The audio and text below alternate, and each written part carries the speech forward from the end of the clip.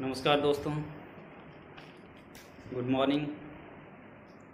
आज हम उपन्यास के बारे में चर्चा करेंगे। साहित्य की एक विधा है उपन्यास, जो काल्पनिक भी हो सकती है, यथार्थ भी हो सकती है और किसी मूल्य पर आधारित भी हो सकती है। सबसे पहले हम चर्चा करेंगे कि उपन्यास कहते किसको है। उपन्यास उप प्लस न्यास, उप नज़दीक, समीप, न्यास रखा हुआ, किसी भी कैरेक्टर को, किसी भी चरित्र को पास से देख करके उसके बारे में विश्लेषण करना ही उपन्यास है। वो काल्पनिक भी हो सकता है और यथार्थ भी हो सकता है। प्रेमचंद ने उपन्यास को मानव चरित्र का चित्रण कहा है। मनुष्य किस प्रकार सोचता है, उसकी क्या गतिविधियां होती हैं, क्या उसके खास पहलू होते हैं, उन सारी चीज़ को, उसके पूरे जीवन मूल्यों को लेकर के हम उन सब बातों को एक कथाबद्ध करते हैं। उस कथाबद्ध का नाम ही उपन्यास है। डॉक्टर श्याम सुंदर दास कहते हैं कि मनुष्य के वास्तविक जीवन की काल्पनिक कथा है।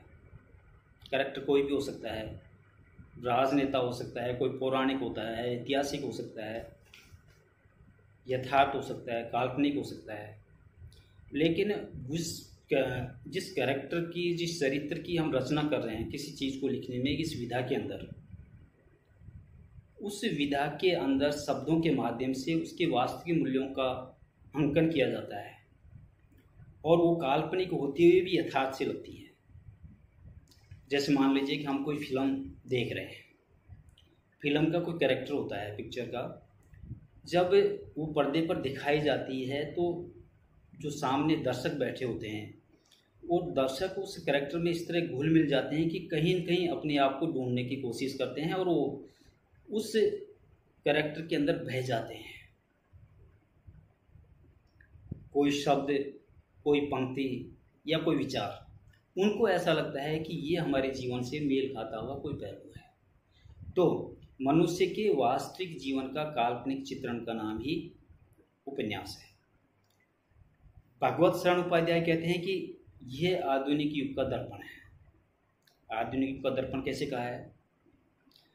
मान लीजिए कि किसी भी विधा को या किसी भी विधा के किसी कैरेक्टर का चुनाव, चाहे वो राजनीतिक रूप से लिया गया हो, धार्मिक, ऐतिहासिक, पौराणिक, किसी भी रूप में लिया गया हो।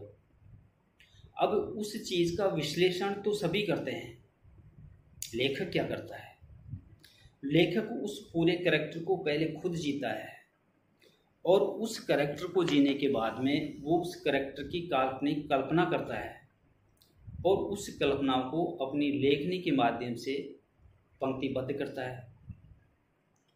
और जब पाठक उसको पढ़ता है, कल्पनाएं सभी करते हैं, लेकिन पाठक जब उस चीज़ों को पढ़ता है, गौर करता है, तो उसे उस काल, उस परिस्थिति का अवलोकन वह अपने मन के अंदर करता है, सोचता है कि क्या वास्तव में लेखक ने जो लिखा है उस समय ये यथार्थ घटित हुई थी, और उसे ये ऐसा लगता है कि वास्तव में ये सारी चीज़ें निकल करके आई थी, लेकिन वो उन चीज़ों को सोच नहीं पाता और लेखक में वो ताकत होती है कि वो अपने शब्दों के माध्यम से सबके सामने उसको प्रदर्शित कर देता है।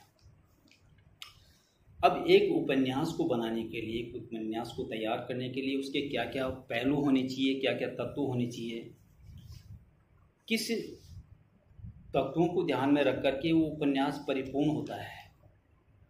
साहित्य के अंदर उपन्यास के 6 तत्व माने गए हैं, जो हैं कथा वस्तु, पात्र एवं चरित्र चित्रण, संवाद या कथोकथन, देशकाल या वातावरण, शैली और उद्देश्य। ये 6 तत्व मिलकर के एक उपन्यास की संरचना तैयार करते हैं।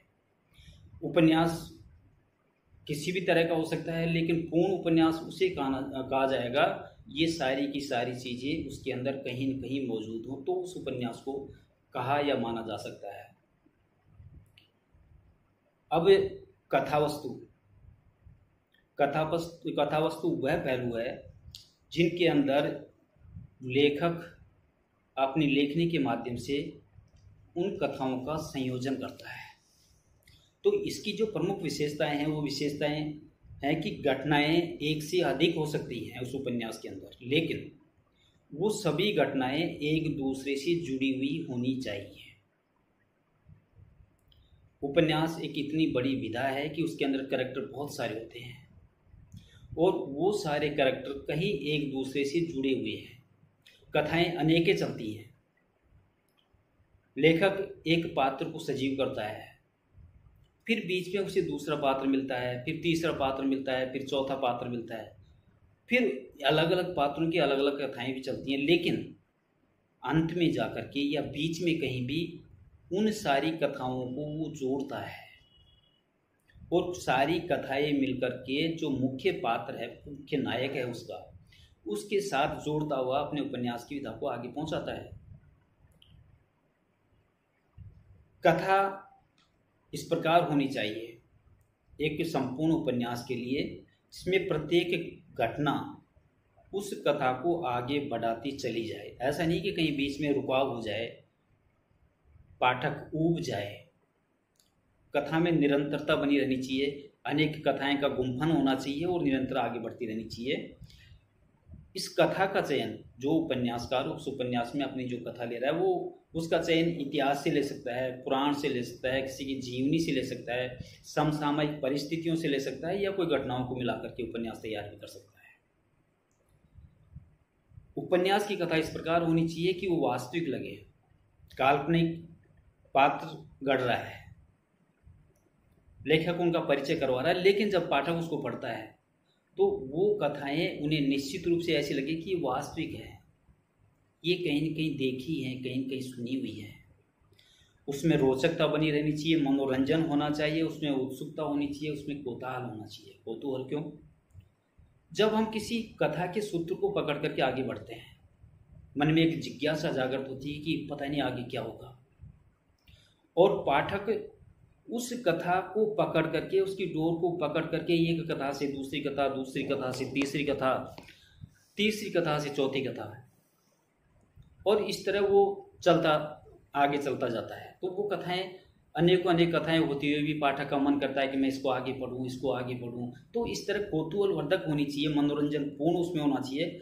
कथा को में साहसिकता होनी चाहिए। प्रेम प्रधान कथा भी हो सकती हैं, वो तिलस्मी भी हो सकती हैं, वो जासूसी भी हो सकती हैं, ऐतिहासिक, पौराणिक और समसामयिक जो मैंने बताया, ये सारी कथाएं, उनका कोई भी चित्रण चरित्र हो सकता है। लेखक जब एक कथा का वर्णन करता है तो वो लेखक बन करके नहीं, दर्शक बन करके सामने बैठा, ऐसा लगे कि ये जो हम एक पाठक है उस चीज़ को पढ़ रहा है, उस पढ़ने के बाद में उसको ऐसा लगे कि मैं जो पढ़ रहा हूँ वो मैं ही हूँ। तो एक लेखक जब लेखनीबद्ध करता है तो वो लेखक बन करके नहीं, वो दर्शक बन करके या पाठक बन करके उस कथा का गुंफन हो करे। तो इस प्रकार, इसके अलावा पात्रों को श्रृंखलाबद्ध एक से दूसरे को जोड़ने का जो काम करता है वो श्रृंखलाबद्ध होनी चाहिए, कोई रुकावट नहीं आनी चाहिए। बीच में एक पात्र का परिचय करने के बाद में दूसरा, दूसरे का तीसरा, तीसरा से, तो इस प्रकार अनेकों पात्र होते हुए भी एक दूसरे से जुड़ाव उनका होना चाहिए, वो चलता रहना चाहिए। दूसरा तत्व है पात्र या चरित्र चित्रण।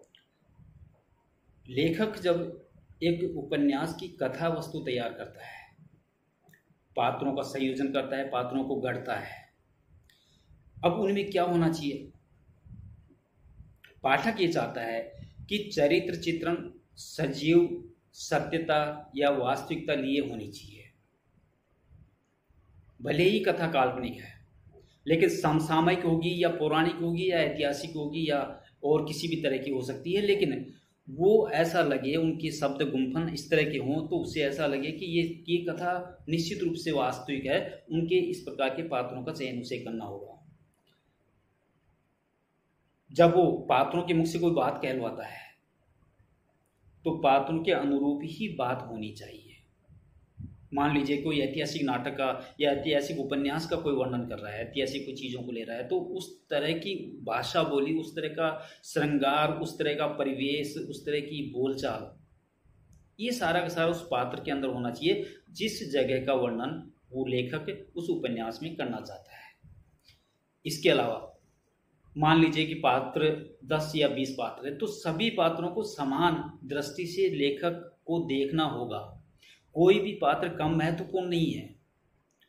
जब एक उपन्यास तैयार किया जाता है, उपन्यास में एक छोटा सा पात्र होता है, किसी दरवाजे को खोलने वाला पात्र हो सकता है, कोई गेट का प्रहरी भी हो सकता है, कोई चपरासी भी हो सकता है, कोई सहायक अधिकारी भी हो सकता है, या कोई बड़ा अफसर भी हो सकता है। तो सबका अपना अपना एक महत्व होता है, तो उनको समान दृष्टि लेखक की नज़र में सभी पात्रों की होनी चाहिए। पात्रों की चरित्र की अच्छाई और बुराई दोनों चीज़ों का वर्णन उसे करना ही पड़ेगा, क्योंकि अगर अच्छाई वो करता है तो बुराई फिर का वर्णन कौन करेगा, इसलिए दोनों चीज़ें उसके अंदर शामिल होनी चाहिए। पात्र स्वतंत्र, संकल्प संपन्न और निरंतर गतिशील होनी चाहिए, कहीं भी रुकावट उसके अंदर नहीं आनी चाहिए, वो निरंतर आगे बढ़ते रहने चाहिए ताकि वो बोर महसूस नहीं हो।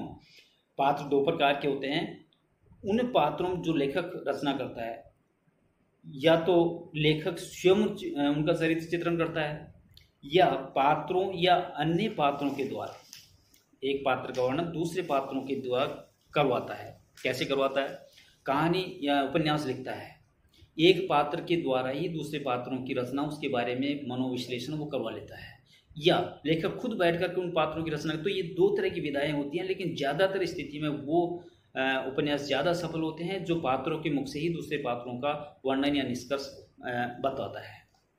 तीसरा इसका आधार है, तत्व है संवाद या कथोकथन। संवादों का उसको वर्णन करना है तो संवाद इस तरह होने चाहिए जो प्रासंगिक हो।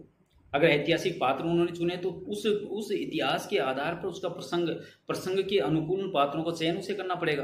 राजनीतिक परिप्रेक्ष्य के पात्र या धार्मिक परिप्रेक्ष्य, तो जिस तरह के पात्रों का गुंफन वो करता है उस परिवेश को ध्यान में रखते हुए वो पात्रों के का गुंफन करेगा, और संवाद भी उसी शैली में उसी तरह के वो बुलवाएगा।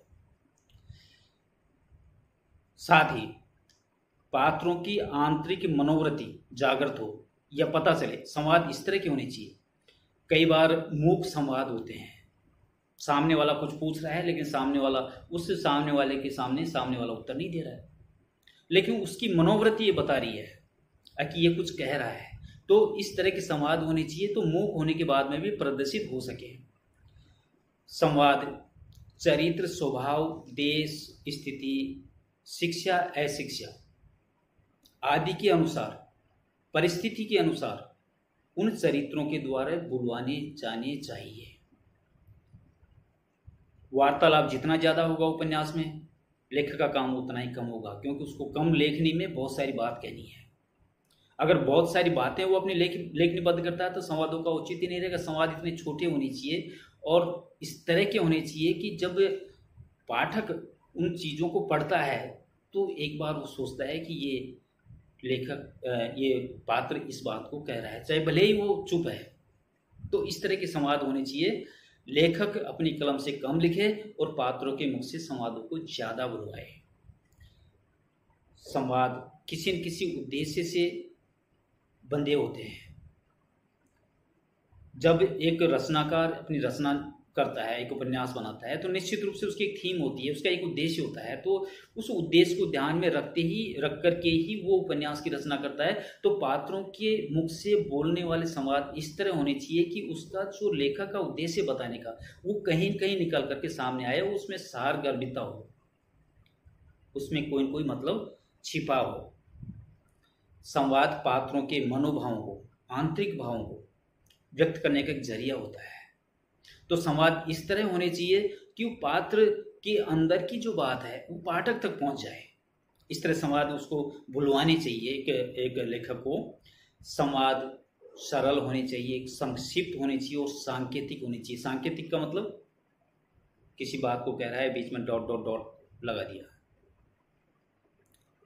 पाठक समझ गया कि ये क्या कहना चाहता है। तो इस तरह सांकेतिक भी उसके होने चाहिए, सरल होने चाहिए, संक्षिप्त होने चाहिए, छोटे होने चाहिए, तभी एक उपन्यास संपूर्ण होगा।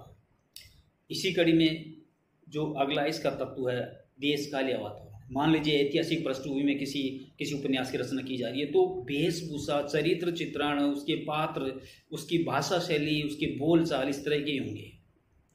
किसी राजनीतिक परिप्रेक्ष्य में अगर किसी उपन्यास की रचना की जा रही है तो राजनीतिक शैली, बोलने का एक लहजा, संवाद रचना और घटना, स्थान, स्थिति, परिस्थिति, समय, तत्कालीन स्थिति और परिस्थितियां, सारी की सारी चीजें उसी परिप्रेक्ष्य में होंगी जिस परिप्रेक्ष्य में उपन्यास की रचना की गई है। तो देश काल, परिस्थिति या देश काल वातावरण, मान लो 17वीं सदी की कोई कोई उपन्यास की ऐतिहासिक उपन्यास की रचना की जा रही है, तो उस समय राजा महाराजाओं की किस तरह वेशभूषा थी, किस तरह रहन सहन था, किस तरह बोलने चालने का तरीका था। प्रेमचंद एक गरीब को उठा करके अपने उपन्यास में लेता है। गोदान जैसे उपन्यास के अंदर जब होरी का पात्र लेता है तो उसके शरीर की बनावट, उसके कपड़ा, उसके पहनावा, उसकी बोलचाल, उसका तौर तरीका, उसका परिवेश, किस तरह वो रहता है, कैसे उसके घर हैं, कैसे उसके आगे पीछे लोग किस तरह उससे बात करते हैं, वो लोगों के सामने कैसे झुकते हैं, ये सारी की सारी चीज़ें उस वातावरण और परिस्थिति के अनुकूल होनी चाहिए, तभी वह उपन्यास सफल माना जाएगा। अगला इसका जो तत्व है शैली। शैली सरल और सरस भाषा में होनी चाहिए, क्योंकि पाठक उन चीज़ों के बारे में समझना होगा। पाठक उस एक उपन्यास तभी सफल होगा जब पाठक उन चीज़ों को समझ जाएगा, और उसके लिए ये जरूरी है कि उसकी शैली, उसके तरीका सरल भाषा में होना चाहिए, सरल शैली होनी चाहिए। भाषा विषय के अनुकूल और परिस्थिति के अनुकूल होनी चाहिए। ऐतिहासिक है तो इतिहास के हिसाब से, सांस्कृतिक है तो सांस्कृतिक के हिसाब से, धार्मिक है तो धार्मिक के हिसाब से, आर्थिक सामाजिक जो भी है, तो उस समय की परिस्थिति के हिसाब से ही उसकी भाषा का चयन एक लेखक को करना होगा। शैली सजीव और प्रभाव से परिपूर्ण होनी चाहिए, रोचक होनी चाहिए, कौतूहल होना चाहिए, इस तरह लगना चाहिए कि इसको मैं और पढ़ूं और आगे निकलूं, इस तरह की शैली उसके अंदर, उपन्यास के अंदर होनी चाहिए। ज़्यादातर उपन्यासों के अंदर 4 शैलियों का प्रयोग किया जाता है जब उपन्यास की रचना होती है, जिसमें कथा शैली, आत्मकथा शैली, पत्र शैली और डायरी शैली। पत्र शैली और डायरी शैली पुराने ज़माने में लिखी जाती थी, आजकल ये विलुप्त हो गई है। ज़्यादातर उपन्यास जो लिखे जाते हैं वो कथा शैली और आत्मकथा शैली में लिखे जाते हैं। उनमें भी सबसे ज़्यादा कथा शैली के अंदर उपन्यासों की रचना की जाती है। अंतिम इसका जो तत्व है उद्देश्य। किसी न किसी उपन्यास की रचना ये सोचकर की जाती है कि इसका मॉरल क्या है, इसकी नैतिक शिक्षा क्या है। तो जब उपन्यासकार अपनी लेखनी को उठाता है तो उससे पहले ये सोच लेता है कि मुझे इस उपन्यास के लिखने के पीछे क्या उद्देश्य होगा। अब उपन्यास का जो उद्देश्य साधारण और असाधारण व्यापारों में मानव जीवन पर कैसा उसका प्रभाव पड़ता है, या उसका उद्देश्य मनोरंजन के लिए होगा, या विशिष्ट उद्देश्य के प्रतिपादन के लिए होगा, या नैतिक महत्व या नैतिक शिक्षा के लिए होगा, या उसके अभिव्यक्ति के ढंग के लिए होगा। ये सारी की सारी चीज़ें उस उपन्यास के अंदर होती हैं, उसकी भाषा के अंदर होती हैं। ज़्यादातर उपन्यासकार आत्मकथात्मक या विश्लेषणात्मक होते हैं। आत्मकथात्मक तो ज़्यादातर उनका जो उद्देश्य होता है वो नैतिक होता है, और विश्लेषणात्मक में आलोचक की दृष्टि में पात्रों के गुण और दोषों का चयन किया जाता है। तो इस प्रकार ये उपन्यास के 6 तत्व होते हैं। मैंने आपको इसके बारे में, इसकी परिभाषा, उपन्यास का महत्व, उपन्यास किसे कहते हैं, ये तत्व किस प्रकार के हैं, तो ये सारी की सारी चीज़ें एक उपन्यास की प्रमुख पार्ट के रूप में मानी जाती है। नमस्ते, बाय।